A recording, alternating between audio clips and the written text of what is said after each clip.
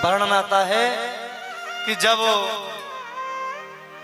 मेघनाथ मारा गया, जब मेघनाथ मारा गया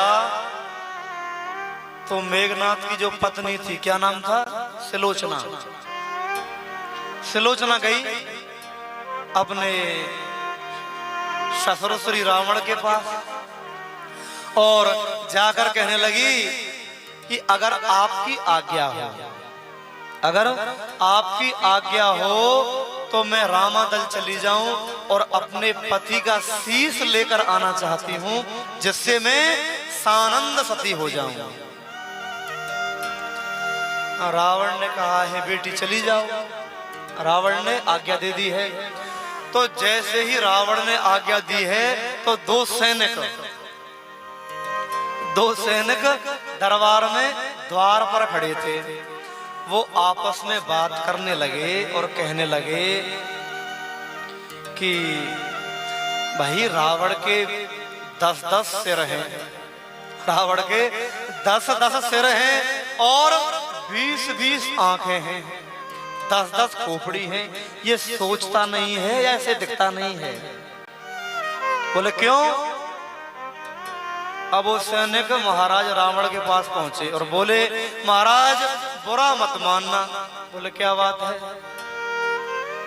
बोले कि आपके 10-10 सिर हैं, 20-20 आंखें हैं, आप सोचते नहीं हो या दिखता नहीं है तुम्हें? बोले क्यों? बोले तुमने सिलोचना को शत्रु दल में भेज दिया है, तुमने सिलोचना को शत्रु दल में भेज दिया है शीश लेने के लिए। अगर शत्रु लोगों ने सिलोचना को बंदी बना लिया और ये कह दिया कि तुम श्री सीता जी को लौटा दो, हम सिलोचना को लौटा देंगे, तो क्या करोगे? अगर शत्रुओं ने ये कह दिया, रामादल वालों ने, कि तुम श्री जानकी जी को लौटा दो और हम सुलोचना को लौटा देंगे, तो क्या करोगे? रावण ने कहा है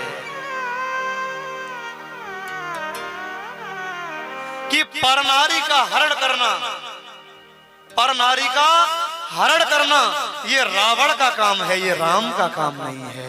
राम कभी भी पर नारी को हरण करना तो दूर की बात है, पर नारी में माता का दर्शन करते हैं, अपनी बहन का दर्शन करते हैं। इसलिए गोस्वामी तुलसीदास कहते हैं कि बैरी हूँ राम बड़ाई करे। भैया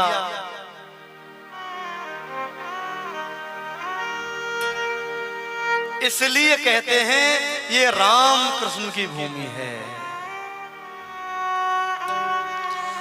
हमारे भारतवर्ष पर एक से एक आक्रमण हुए हैं। अगर उन आक्रमणों को गिनने लगे ना हम, तो कितने युद्ध हुए हैं भारत के ऊपर। ग्रंथों को जला दिया गया, मंदिरों को तोड़ दिया गया, तीर्थों को लुप्त कर दिया गया, लेकिन भगवान के विग्रहों को, भगवान के मंदिरों को, भगवान के ग्रंथों को, भगवान के यज्ञ, जितने भी धार्मिक काम होते हैं सब पर पाबंदी लगा दी गई। लेकिन इतने युद्ध होने के बाद, इतना विध्वंस होने के बाद भी आज भी भारतवर्ष के प्रत्येक घर में राम कृष्ण की मूर्त पाई जाती है, राम कृष्ण के ग्रंथ पाए जाते हैं, रामायण पाई जाती है, श्रीमद् भगवत गीता पाई जाती है। इसलिए कहते हैं कि भारतवर्ष की मिट्टी में राम कृष्ण है, इसलिए ये राम कृष्ण की भूमि है भैया, इसलिए ये राम कृष्ण की भूमि है।